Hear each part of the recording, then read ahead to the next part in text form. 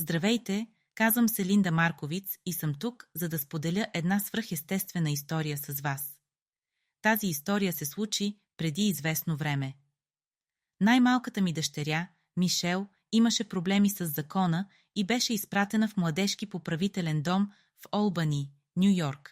Аз живеех в Харисън, Ню-Йорк по това време, на около 2 часа път с кола.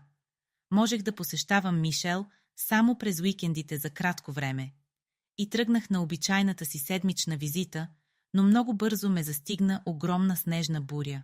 Беше заслепяваща снежна буря и аз бях решена да продължа. Така че продължих да карам. Движех се, но имаше коли настрани от пътя, които не можеха да продължат. Но аз бях решена, че ако мога да се движа, ще продължа и бях почти единствената кола на магистралата. И видях тази фигура пред мен. И когато се приближих, разбрах, че това е човек, който ходи. Минах покрай него и просто почувствах съжаление за него. Мислех си, че трябва да помогна на този човек. Няма друга кола наоколо. Така че спрях и го изчаках и той най-накрая дойде. Кола дойде отзад и се приближи към шофьорската страна. Той каза: „Какво мога да направя за вас, мадам?“ Аз мислех: „Какво можеш да направиш за мен? Знаете ли, не съм аз тази, която замръзва“, казах му. „Ами, мислех, че може би имаш нужда от превоз. Би ли искал да се качиш?“ Той каза: „О, ще бъда толкова благодарен за превоза. Не ви ли пречи?“ И така му казах: „Качвай се.“ И той се качи в колата. Сега, това беше преди много години. Вероятно днес не бих качила непознат, но тогава беше много по-безопасно. Той се качи на пътническата страна на колата и веднага свали ботушите и чорапите си. Краката му бяха сини. Беше наистина студено. Той нямаше прилично яке. Изглеждаше малко небрежно и косата му беше малко дълга, руса и малко сплъстена. И снега, разбира се, го направи да изглежда още по-зле. Започнахме да разговаряме и той ми разказа, че бил в гората на служба. Той каза: „Аз съм на служба“, това каза. И каза, че току-що е завършил задача в Хавай и минах през Ню Джърси и не можах да намеря превоз до следващото ми местоположение. Казах: „Къде е следващото ти местоположение?“ Дори това ми се струваше странно. Мислех си: разбира се, можеш да намериш превоз от Ню-Йорк. Можеш да стигнеш навсякъде от Ню-Йорк. Но той каза, че отива в Бостън. Той каза, че има задача в Бостън и трябва да стигне до Бостън. Аз определих колко далече мога да го откарам, преди да трябва да се обърна към Олбани, и той ще поеме в друга посока към Бостън. И продължихме този много бавен път. Стигнах до една почивка и мислех, че наистина трябва да се обадя на институцията, където се намираше дъщеря ми, за да им кажа, че ще закъснея много и да ги моля за милост да ме пуснат да я видя, защото можех да я видя само един ден в седмицата. Те знаеха за снежната буря и казаха, че ще ми дадат посещението, когато стигна там. Спрях на почивката, беше в телефонната кабина, когато осъзнах, че оставих колата да работи, защото мъжът все още беше много студен. Мислех, че ще оставя топлината включена и оставих чантата си в колата и имах този мигновен проблясък в мозъка ми. Това беше преди години, когато все още трябваше да използвате телефонни кабини. Нямаше мобилни телефони. И ако искаше да избяга, нямаше начин да се върна до колата достатъчно бързо. Но просто завърших обаждането си. Какво можех да направя? И се върнах в колата, влязох в колата. Погледнах в чантата си, за да видя дали може би изглежда окей, и изглеждаше, че не е била докосната. И продължихме да разговаряме на пътя към нашата дестинация. Той ми разказа някои наистина интересни неща. Той ми каза, че ще има неща, които ще дойдат в живота ми, които ще бъдат интересни и трудни. Мислех, че не ме познаваш. Как можеш да кажеш такова нещо? И го оставих да говори. Не му задавах въпроси. Просто го оставих да говори.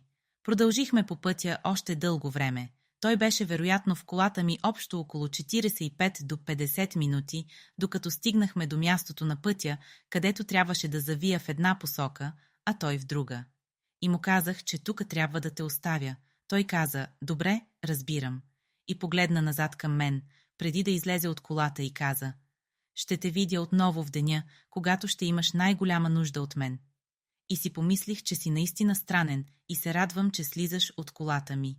И той излезе на пътническата страна и веднага изчезна. Той просто изчезна. И си помислих, о, Боже мой, снегът беше толкова заслепяващ и се натрупваше настрани. Ударих пътя, мислех си, може би бях твърде близо до ръба на пътя и може би когато излезе от колата, той просто се плъзна по склона. Така че излязох от колата си, обиколих отзад и отидох наоколо. И бях абсолютно поразена от това, което не видях. Не видях нито една следа никъде и не видях мъжа. Погледнах навсякъде, огледах се навсякъде. Снегът все още беше много силен и огледах навсякъде. Но нямаше следи никъде. И стоях там, и това силно усещане за топлина просто ме обхвана. И просто знаех тогава, че имах ангелска визитация. Не знаех защо или каква цел щеше да има по това време в живота ми. По-късно имах ясна представа защо той отиваше в Бостън, но тогава не знаех нищо. И се върнах в колата. Не можех да се движа известно време. Просто седях и размишлявах върху нещата, които той каза. И последното нещо, което каза, че ще ме види отново в момент, когато ще имам най-голяма нужда от него. И попитах Господа за това. И започнах да разбирам малко с времето, че Господ ми беше дал тази ангелска визитация, този небрежно изглеждащ, военно изглеждащ мъж. Той не беше особено красив. Той не беше голям и огромен. Изглеждаше като нормален човек, но имаше излъчване около него, което беше толкова привлекателно. Повече, отколкото го направих. Но защото карах в снежна буря, не му обръщах много внимание лице в лице. Гласът му беше като успокояваща вода. Той беше много нежен, много любезен и нежен. И когато се разделихме и открих, че нещо свръхестествено се случваше със сигурност, защото ако излезеш от колата, когато има 12 инча сняг извън вратата, ще има някакво доказателство, че си стъпил в това и нямаше никакви следи, никъде на пътническата страна на колата. Нито една снежинка не беше нарушена или разстроена по никакъв начин, форма или форма. Той просто изчезна. Предполагам, че отиде в Бостън и бях толкова поразена с времето, че Господ ми сподели, че имаме ангелски сили около нас през цялото време. Повечето от нас никога не ги виждат, но и аз никога не съм виждала друг. Но станах много осъзната колко е силата на тази сила за нас, че Бог ни го приготвя за нас и че имаме достъп до нея, когато е необходимо. Така че исках да споделя тази история с вас. И искам да ви насърча да вярвате в Бога за свръхестествени срещи със собствени, да не търсите знаци и чудеса. Библията ни казва много ясно, че не трябва да търсим знаци и чудеса, но че трябва да имаме отворено сърце и отворено желание за всичко, което Бог би ни изпратил, за да можем да ходим в пълнотата на всичко, което Той е предоставил за нас. Той ни дава възможности и сили по много начини, включително ангелски сили. И така искам да се помоля с вас сега и да се моля, че Господ да отвори сърцето ви и да ви помогне да се позиционирате, за да приемете това, което Той има за вас в тази стая.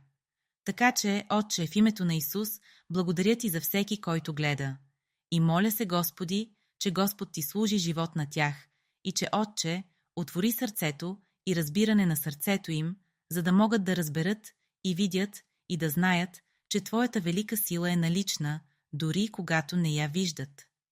И, Отче, моля те, че всеки от нас в тялото на Христос да се приближи и да работи заедно с Теб на тази земя, за да донесем Твоето царство до пълнотата, която Ти обеща. И Ти благодарим и Те хвалим за това, Отче, в името на Исус и с вяра. Благодаря. Благодаря, че се присъединихте към нас днес.